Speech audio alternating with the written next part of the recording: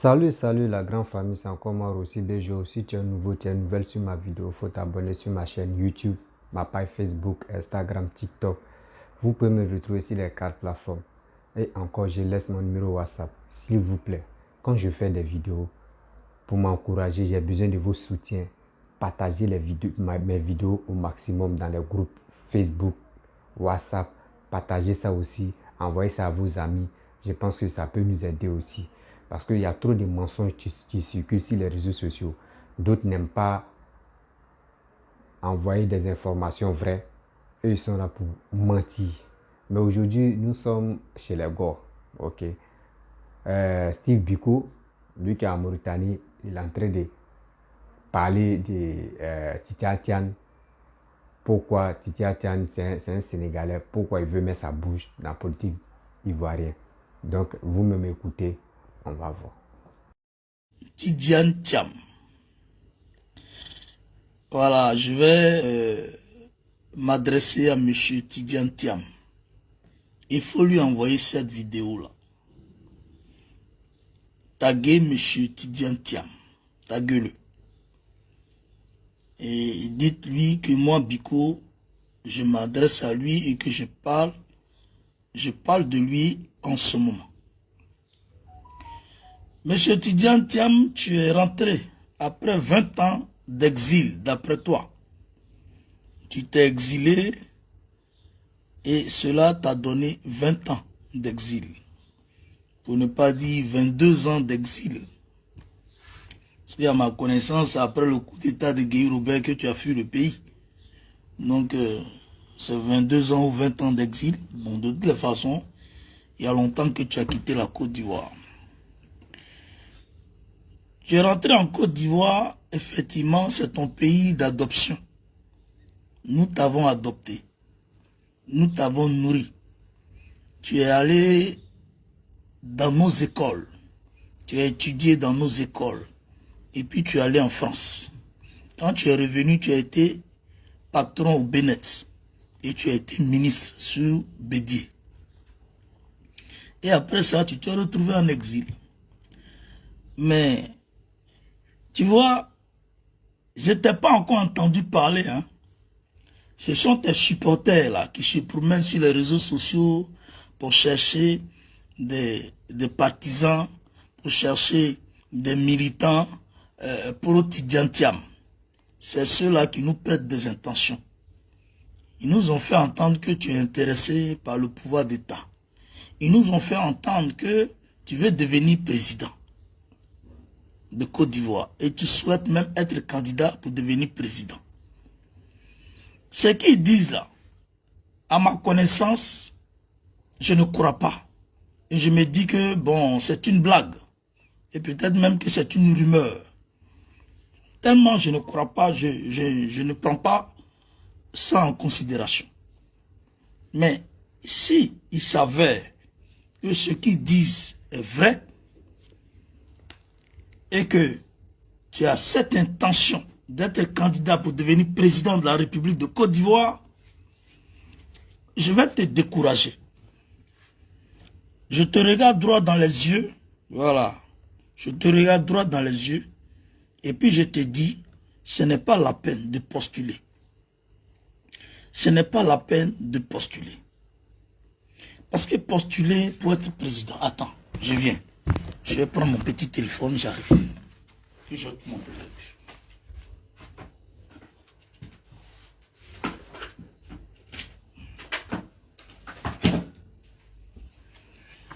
Voilà.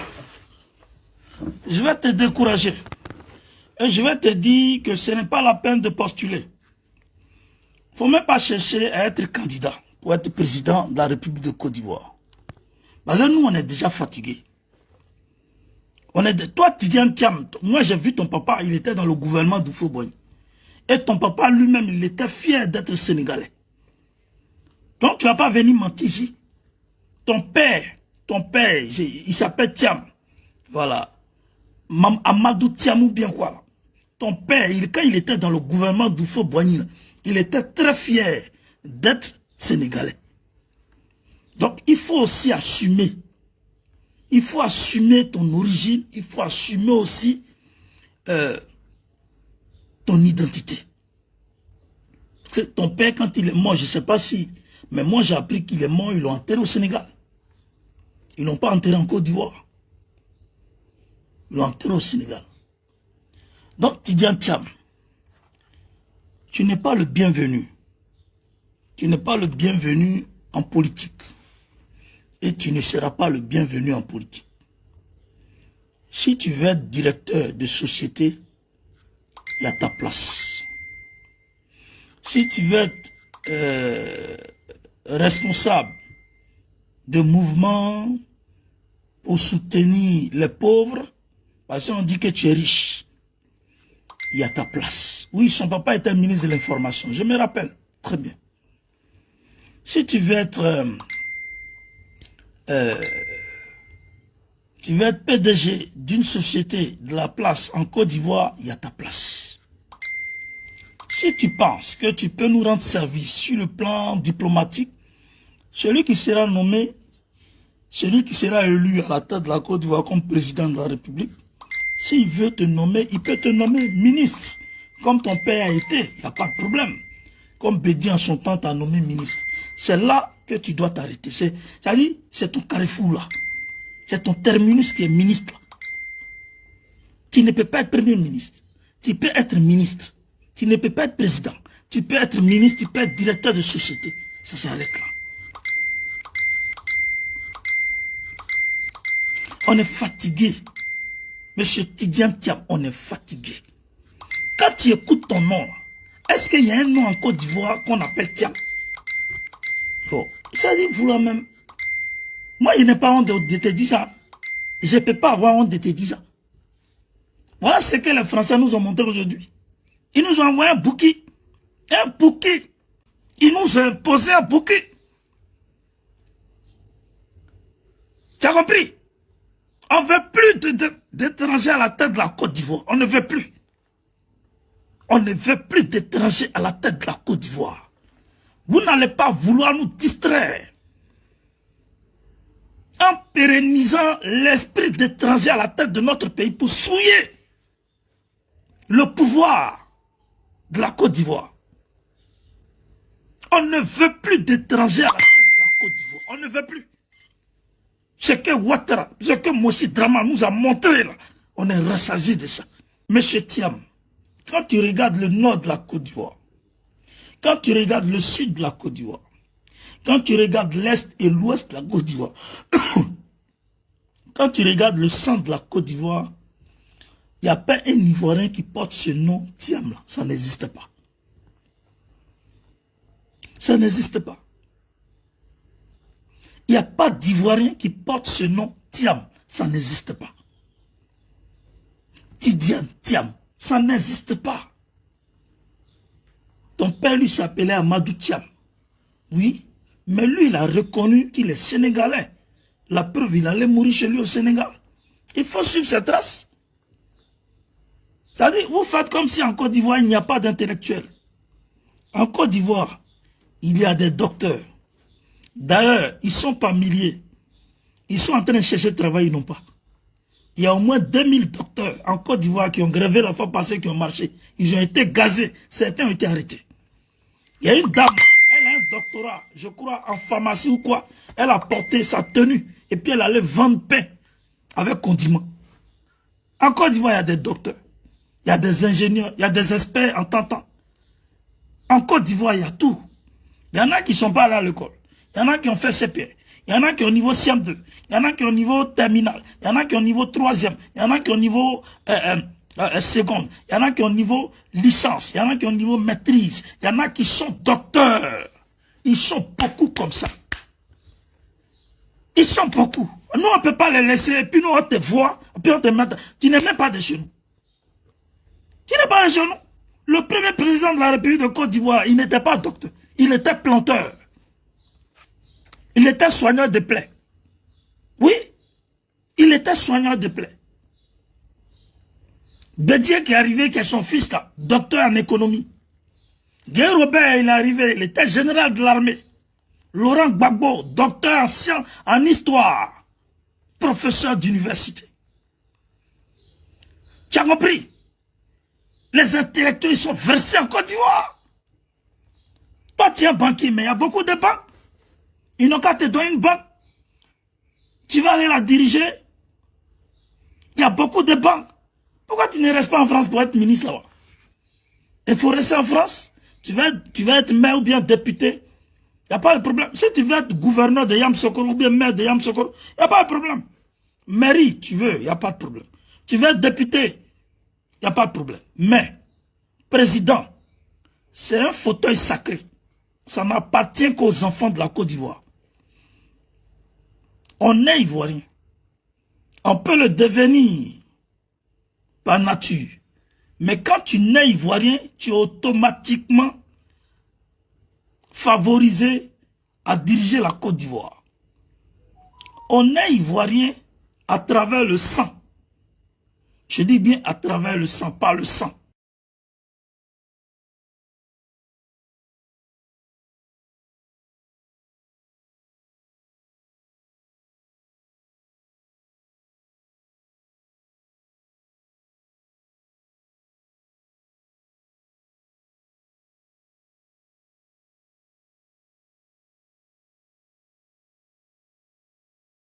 Bref, la famille, vous-même, vous avez écouté Jules Biko.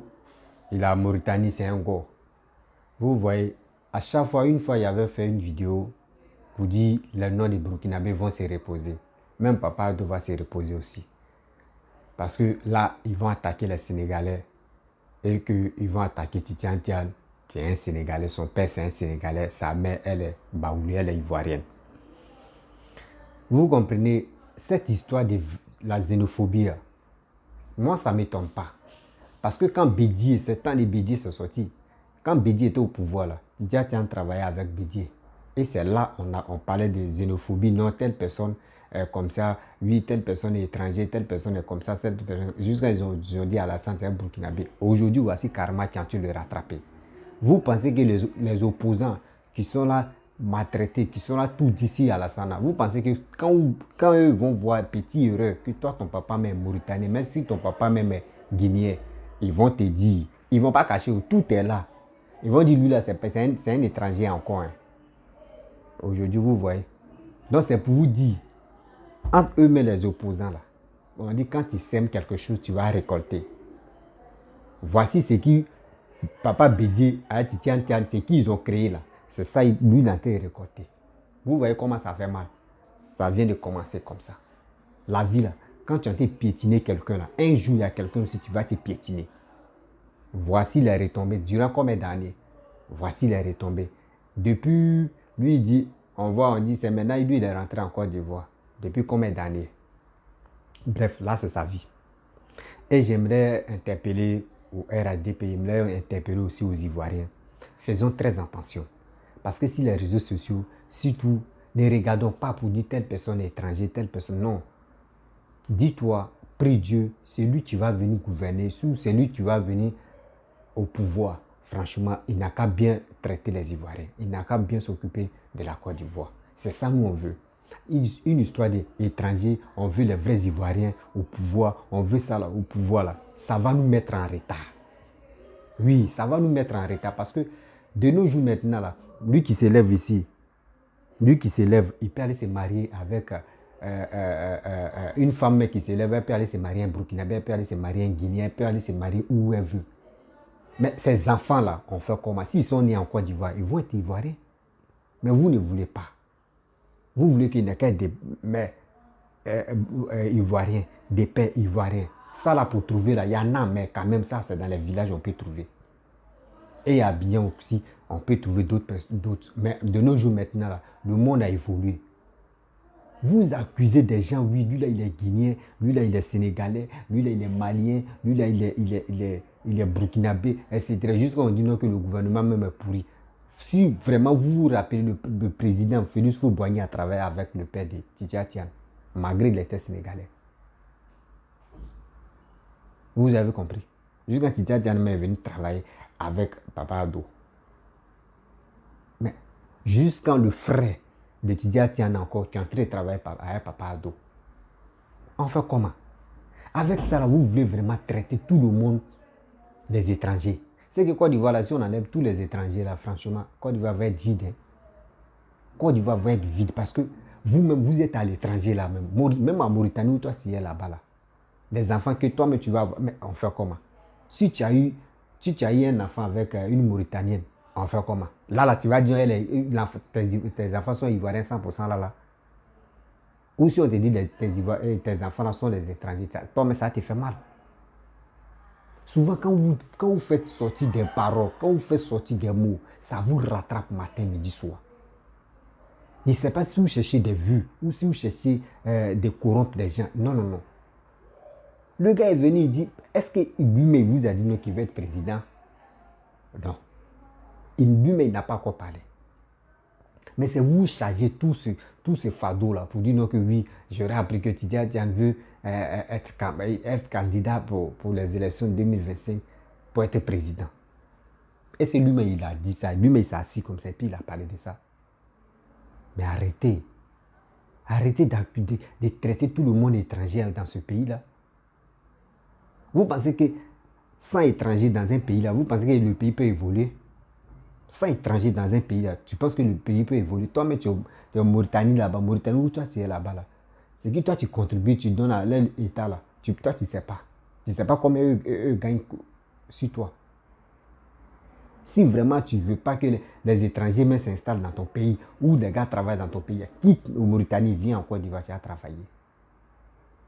Vous êtes à l'étranger, c'est vous parlez des gens, surtout des gens qui sont en Côte d'Ivoire. Oui, toi tu es étranger, il ne faut pas parler dans nos politiques, toi tu es étranger. Ben, avec ça là-haut, pourquoi Franklin Nyamsi, de Soro Guillaume, Nathalie Nyang, de Tantanta, pourquoi eux viennent mettre les bouches dans notre affaire? Vous laissez ceux-là. Maintenant, ceux mecs qui sont nés en Côte d'Ivoire, ceux qui ont grandi en Côte d'Ivoire, ceux qui ont fréquenté en Côte d'Ivoire, vous les traitez des étrangers. Mais des gens qui n'ont pas fréquenté en Côte d'Ivoire, qui n'ont rien fait en Côte d'Ivoire, vous les prenez comme eux. Sénégal, Côte d'Ivoire, là, il y a combien de pays qui nous séparent? Il y a un pays seulement. Il y a un pays seulement. Si tu passes de l'autre côté, tu veux passer par Guinée pour aller au Sénégal. Tu peux passer par Mali, tu vas aller au Sénégal. Tu vas passer tu vas aller au Sénégal. Mais vous, ce n'est pas vos problèmes. Quelqu'un qui est en Afrique centrale, Cameroun, c'est vous. C'est eux, vous aimez comme oui, c'est eux qui sont ivoiriens. Je suis ivoirien adoptif, c'est comme ça et comme ça. Toi, tu es comme Franklin Nyamsi dit, lui, Franco, je suis ivoirien adoptif. Mais lui que vous dites non, lui c'est un Sénégalais, lui il est né en Côte d'Ivoire. Ses parents ont vécu en Côte d'Ivoire. Ses parents ont tout fait en Côte d'Ivoire. Ses parents ont travaillé avec Félix Houphouët-Boigny. Soyons honnêtes. Vous traitez des gens comme en bas de vos pieds. Comment comme cela, si tous vos leaders politiques, si tous vos camps même peuvent être présidents encore. Vous traitez des gens n'importe quoi. Lui là, il n'est pas ivoirien. Il ne faut pas parler dans nos politiques. Il est comme ça. Faut pas... Vous-même, vous êtes à l'étranger. Souvent même quand Mali, là, est-ce que vous êtes malien et puis vous mettez vos bouches dans l'affaire de Mali? Vous n'êtes pas malien, mais vous mettez vos bouches là-bas, non? Mais soyons honnêtes. Vos méchancetés là, ça passe partout. Hypocrisie va vous tuer. Lui-même, c'est lui-même que vous dites non que lui il est burkinabé là. Vous êtes fatigué maintenant de dire Papa Alassane est burkinabé. Maintenant vous êtes arrivé si tu dis tiens. Quand même, soyons sérieux. Ou travailler avec Bédira. Pourquoi vous ne l'avez pas dit non que lui c'est un burkinabé, c'est un Sénégalais. Son frère même qui travaille avec Ansebosira, vous dites non que ceux qui sont dans le gouvernement de Papa Abdoulaye, tous sont les étrangers. Kandia Kamara, Bitogo, c'est Tian quoi là même là. Lui qui travaille avec Papa Abdou, on dit Papa Abdou, mais lui mais c'est un Burkinabé. On dit Kandia aussi, elle est guinéenne. On dit l'autre là, lui il est... non, non, on aura tout vu en Côte d'Ivoire. On aura tout vu en Côte d'Ivoire. Vous pensez que sans étrangers dans un pays là, le pays peut évoluer? Je vous pose la question. Non, non, non, non, non. Ça n'existe pas. C'est là, nous qui sommes dans les pays Maghreb là. Quand nous on veut se retourner là, les gars nous rendent un peu la vie dure. Quand on est ici, eux ils sont contents parce que c'est l'argent qui rentre dans les pays.